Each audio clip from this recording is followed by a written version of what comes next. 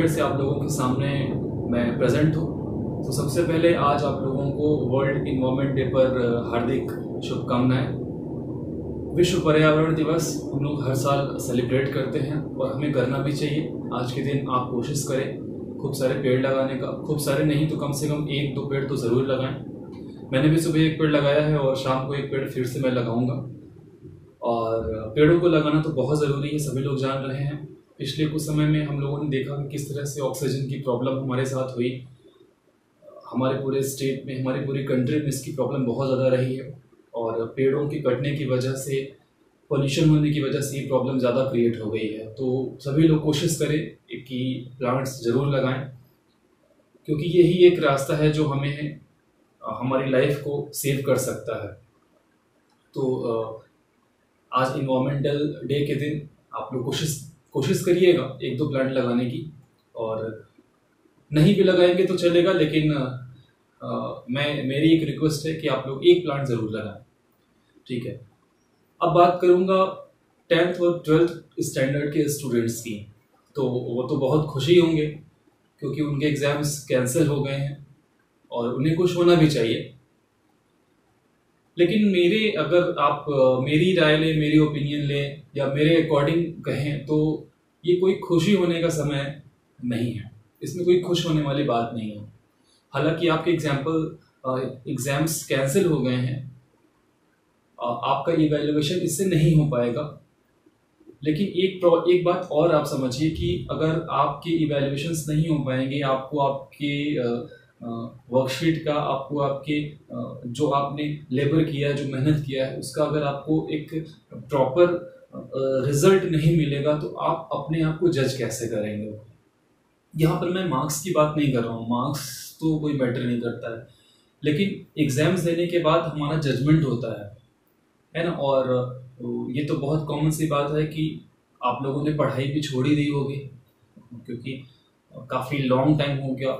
12th के लिए तो बहुत लंबा समय हो गया। उन लोगों ने उनका एग्ज़ाम वेट करते करते करते बहुत लंबा समय हो गया। तो बीच में बहुत सारे मेरे भी स्टूडेंट्स हैं जिन लोगों ने पढ़ाई पूरी तरह छोड़ दी। वो इंतज़ार कर रहे थे कि एग्ज़ाम का डेट कब फाइनल होगा, कब कैसे क्या होगा, और फाइनली जब ये रिज़ल्ट आया कि एग्ज़ाम कैंसिल हो जाएंगे तो खुशी का ठिकाना नहीं रहा। लेकिन ऐसा नहीं करना चाहिए आप लोगों को। अगर आप कुछ लाइफ में करना चाहते हैं, अगर आप अपनी स्टडी को लेकर के काफ़ी सीरियस हैं, तो आपके लिए ये गोल्डन अपॉर्चुनिटी है और रही हुई है। इतने भी लॉकडाउन का समय हम लोगों ने देखा, ये गोल्डन अपॉर्चुनिटी सभी बच्चों के लिए रही, सभी स्टूडेंट्स के लिए रही कि एक प्रॉपर मेहनत के साथ, एक बहुत हार्ड वर्क के साथ ये टाइम आपको बिताना चाहिए। क्योंकि देखिए, स्कूल्स बंद हैं, कोचिंग सेंटर्स बंद हैं, दोस्तों का आना जाना बंद है, हमारा बाहर आना जाना बंद है, सब कुछ हर तरह से जहाँ जहाँ पर हमारा टाइम ज़्यादा लैप्स होता है वो चीज़ें बंद हैं, और आपका घर आपके लिए फ्री है, वो ओपन है पूरी तरह से। तो ज़्यादा से ज़्यादा समय आप अपनी स्टडी पर दें। जिनका 12th इस बार रहा हुआ है वो भी बहुत ज़्यादा फोकस होकर के अपना काम करें, क्योंकि ये बहुत ज़रूरी है। आप 12th स्टैंडर्ड में हैं तो आप अपने 11th का सिलेबस समराइज करिए, अपने 12th का सिलेबस समराइज करिए। अपने क्वेश्चंस पर, अपने सब्जेक्ट पर मास्टरशिप आपको हो जानी चाहिए। ये मास्टरशिप बहुत ज़रूरी है। जो साइंस के स्टूडेंट हैं, आगे चलकर वो इंजीनियरिंग, मेडिकल्स वगैरह देना चाहते हैं, तो वो अपने 11th 12th का सिलेबस पूरी तरह से रिवाइज कर दें, एकदम उसको मार्च दें। एक क्वेश्चन 10 बार 20 बार सॉल्व करिए उसको। इससे क्या होगा कि परफेक्शन आएगी। आपकी टाइमिंग जो है, सबसे बड़ा खेल टाइमिंग का होता है, वो टाइमिंग आपकी बच जाएगी। तो ये ज़रूर करना चाहिए आपको। जो 10th के स्टूडेंट्स हैं इस बार के, जिनका एग्ज़ाम्स कैंसिल हो गया, वो भी बहुत खुश हैं कि चलो अब एग्ज़ाम नहीं देना पड़ेगा। लेकिन बेटा 11th आपके लिए है अभी, है ना।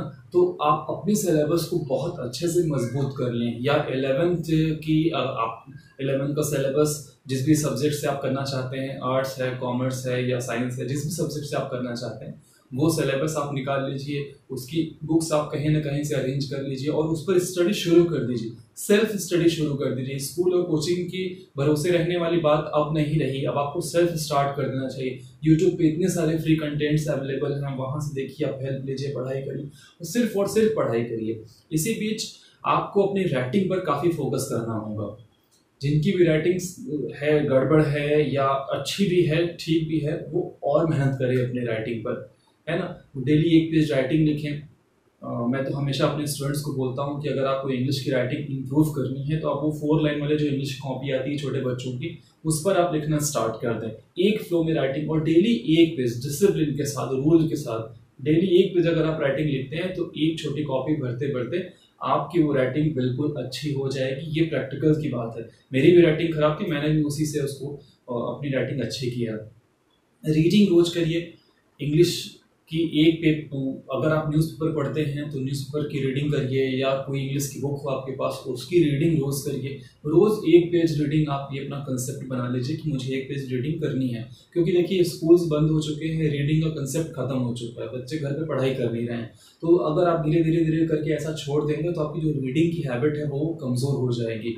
स्पेलिंग्स को पढ़ने की जो कैपेबिलिटी है, फास्ट है, वो ख़त्म हो जाएगी। इसलिए रीडिंग ज़रूर करिए, है ना। कुछ ना कुछ आप पढ़ते रहिए, इंग्लिश से रिलेटेड, हिंदी से रिलेटेड कुछ ना कुछ आप पढ़ते रहिए।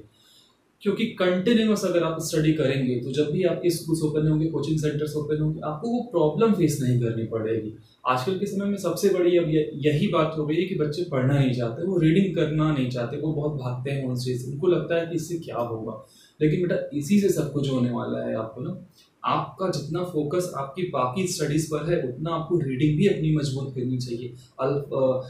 वर्ड्स का नॉलेज आपके पास होना चाहिए, वो हिंदी हो या इंग्लिश का हो, कुछ से मैटर नहीं करता है। दोनों में से कोई भी लैंग्वेज जो भी आपको पसंद है, दोनों, या तो दोनों, भाई अब तो दोनों ही ज़रूरी है, दोनों आपको पढ़ना चाहिए। तो इसे आप कंटिन्यूअस रखिए। कंटिन्यूअस नहीं करेंगे तब जाकर के ये कहीं ना कहीं आपको प्रॉब्लम क्रिएट कर देगा, है ना। और रही बात टीचर्स की, तो टीचर्स तो बहुत ज़्यादा परेशान हैं। अब सोचो, आप ऐसे सोचिए कि जिनको हम लोगों ने पूरे साल थ्रू आउट पढ़ाया, ऑनलाइन पढ़ाया या ऑफलाइन पढ़ाया, जैसे ही पढ़ाया, तो हम लोगों की एक इच्छा होती है कि बच्चा जब एग्ज़ाम्स देगा तो वो अच्छे मार्क्स गेन करेगा और उसका कहीं नाम होगा सोसाइटी में, अपने घर में, या जो भी वो स्कोर करके लाएगा। तो बड़ी एक्सपेक्टेशन रहती है टीचर्स की।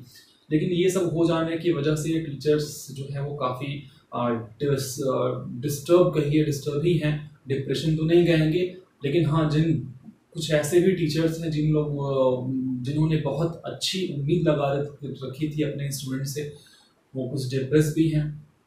लाइक मी, मेरे भी कुछ बहुत अच्छे स्टूडेंट्स हैं जो बहुत अच्छी स्टडी कर रहे थे, अब उनकी मार्क्स इवेलुएट नहीं हो पाएंगे, तो थोड़ा सा डिप्रेशन है। लेकिन कोई बात नहीं, वो बच्चे तो जो पढ़ने वाले हैं वो हमेशा पढ़ने वाले हैं। मार्कशीट से कोई बहुत मुझे एक्सपेक्टेशन नहीं है। उन्होंने जो किया है लाइफ में, जो कर रहे हैं, जिस तरह से वो स्टडी कर रहे हैं, वही उनके लिए काफ़ी है और वही मेरे लिए भी काफ़ी है। जब बच्चे, देखिए सबसे अच्छी बात यह है कि जब आप किसी 4 लोगों के साथ खड़े हों तो आपकी लैंग्वेज से, आपकी बातचीत करने के तरीके से ये पता चल जाना चाहिए कि आप इस ग्रुप के स्टूडेंट हैं, आप ये पढ़ाई करते हैं। आपके सामने जब आपका छोटा कोई भाई बहन आए, वो आपसे कोई क्वेश्चन करे, कोई क्वेरी करे, तो आप उसका आंसर दे पाएँ। ये होती है असली स्टडी। मार्क्स से कोई मैटर नहीं होता है, प्रॉब्लम को सॉल्व करने की कैपेसिटी आपके अंदर होनी चाहिए, है ना। तो आज का ये जो वीडियो है ये अनऑफिशियल है, इसमें मैं कुछ आपको टीचिंग्स नहीं दूंगा, लेकिन हाँ, ये सारी जो बातें हैं मैं कोशिश करूंगा कि आपके अंदर पॉजिटिव एनर्जी थोड़ी बढ़े।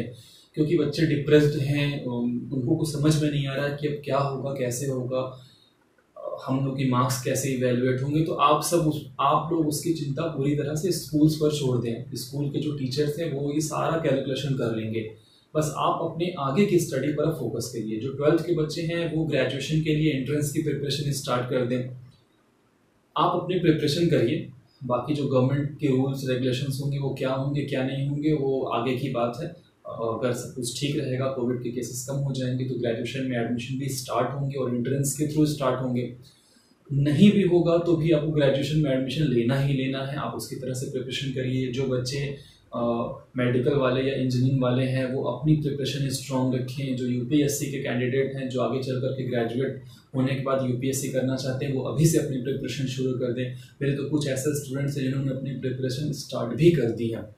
तो उससे मत भागिए, क्योंकि उससे अगर आप एक बार भाग गए तो फिर कुछ नहीं होने वाला है ना।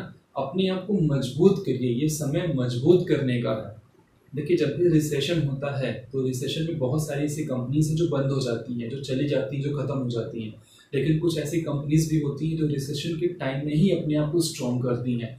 वो अपनी प्रोडक्ट पे काम जैसे कि वो अपनी प्रोडक्ट की सेलिंग पे काम नहीं करती, वो अपनी प्रोडक्ट की क्वालिटी पर काम करती हैं।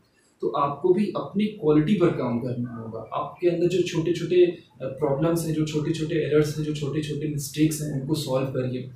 ये जो समय चल रहा है ये बहुत ही ख़राब समय है और बहुत ही अच्छा समय है। स्टूडेंट्स के लिए तो बहुत अच्छा समय है, गोल्डन अपॉर्चुनिटी है आपको इस वक्त काम करने की।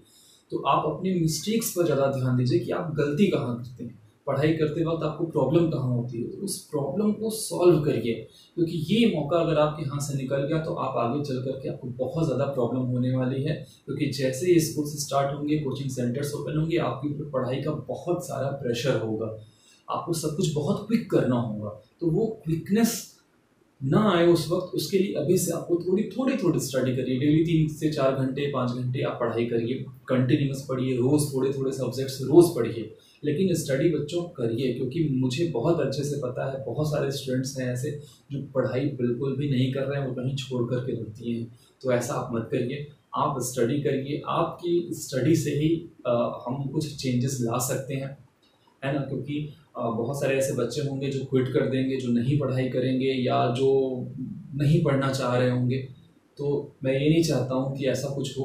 आप सब पढ़िए, अपनी पढ़ाई पर फोकस रखिए, पॉजिटिव नेचर जरूर रखिएगा, क्योंकि माहौल बहुत ख़राब है। सबके यहाँ किसी न किसी तरह की कैजुअलिटीज़ हुई हैं।